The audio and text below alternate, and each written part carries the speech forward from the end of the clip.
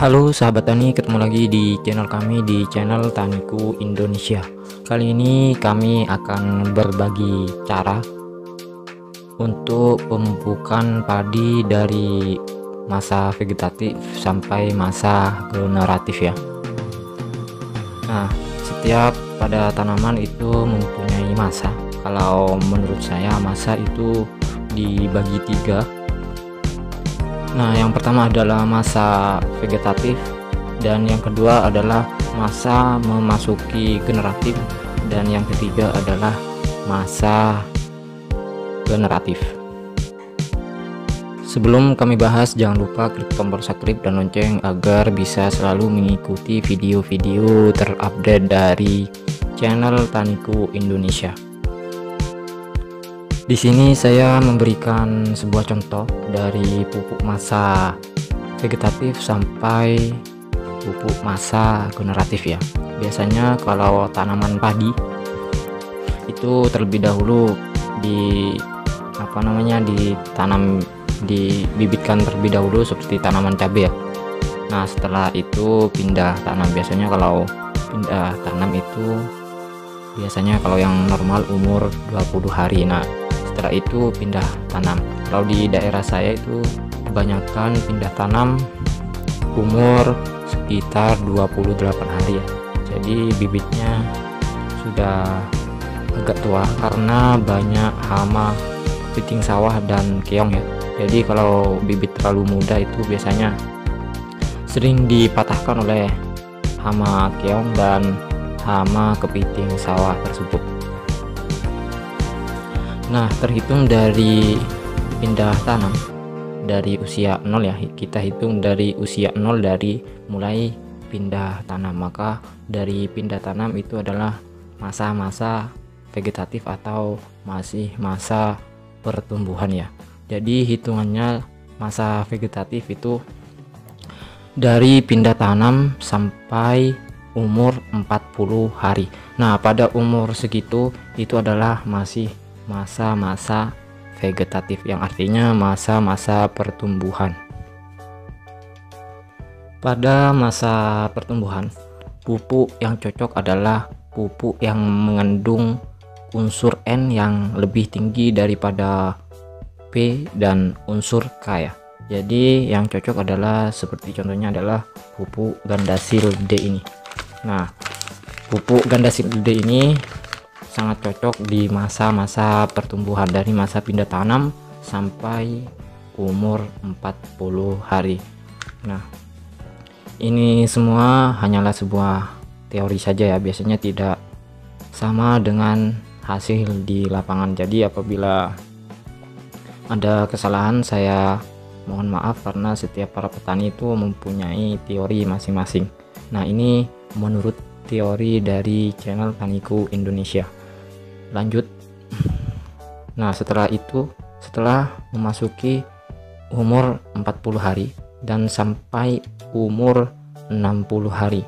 Nah, pada masa umur 40 hari dan sampai umur 60 hari ini adalah masa-masa hampir bumil ya. Jadi hampir masa bunting. Nah, pada masa-masa bunting, pupuk yang cocok adalah menggunakan pupuk Ultradap, jadi tidak menggunakan pupuk Gandasil D. Ini menurut teori di channel Taniku Indonesia.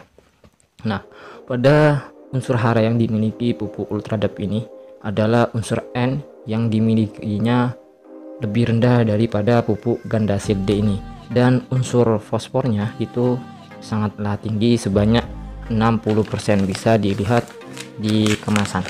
Nah, pupuk nitrogennya sebanyak 12% dan pupuk fosfornya sebanyak 60%. Jadi pada masa umur 40 hari sampai 60 hari, yang artinya sudah memasuki umur 2 bulan.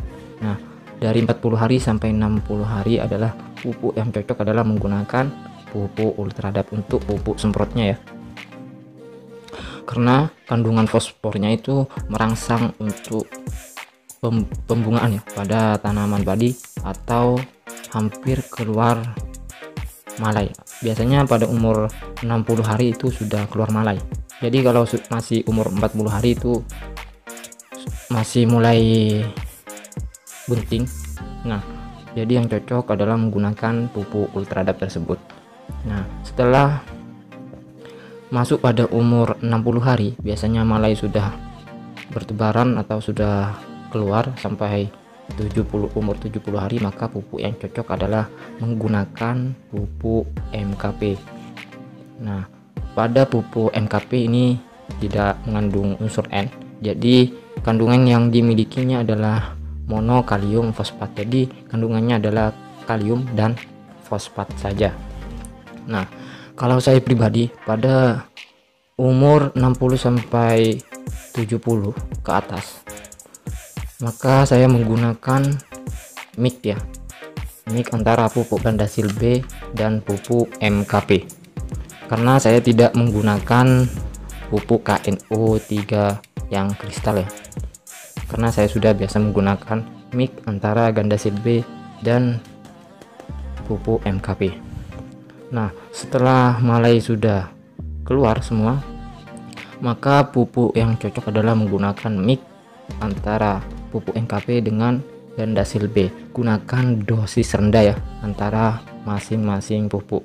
Nah, biasanya pada masa itu masih membutuhkan unsur N, tapi unsur N yang dibutuhkan itu sangat sedikit karena sudah dibantu dengan udara atau cuaca.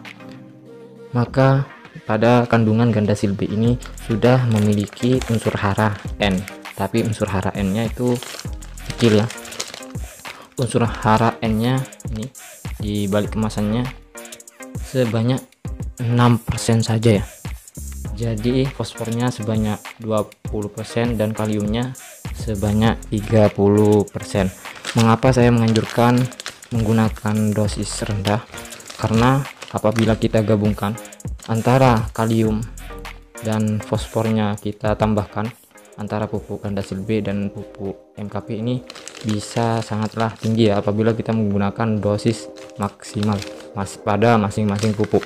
Nah, apabila kita tambahkan antara fosfor yang dimiliki pupuk Gandasil B ini adalah sebanyak 20%. Nah, kalau pupuk MKP sebanyak 52%. Jadi apabila di total sebanyak 72%. Jadi sudah tinggi. Untuk kaliumnya, untuk pupuk MKP-nya ini sebanyak 34%. Kalau di Gandasil B-nya ini sebanyak 30%. Apabila kita jumlah, maka totalnya sebanyak 64%. Jadi sudah tinggi ya untuk unsur kaliumnya. Nah, kelebihan dari pupuk Gandasil B ini juga dilengkapi unsur-unsur hara mikro ya. Nah, contohnya seperti mangan, boron, tembaga, kobalt, zinc, dan vitamin-vitamin untuk pertumbuhan tanaman. Nah, apabila kita mix antara Gandasil B dan MKP ini, unsur hara tersebut sudah lumayan tercukupi antara dari pupuk makro dan pupuk mikro. Nah, setelah itu kita hanya menunggu hasilnya pada tanaman padi tersebut.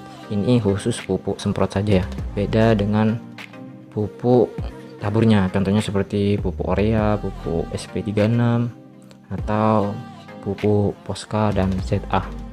Nah, semoga bermanfaat bagi para petani yang lain, khususnya petani padi. Nah, saya akhiri. Assalamualaikum warahmatullahi wabarakatuh.